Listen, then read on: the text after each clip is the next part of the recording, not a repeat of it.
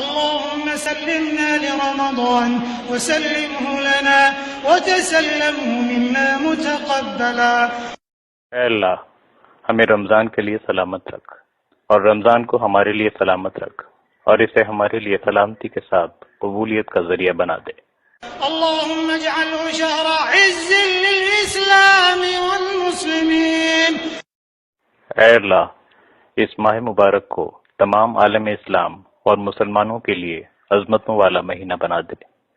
اللهم اجعله شهرا للنصر والتمكين للإسلام والمسلمين في كل مكان يا رب العالمين.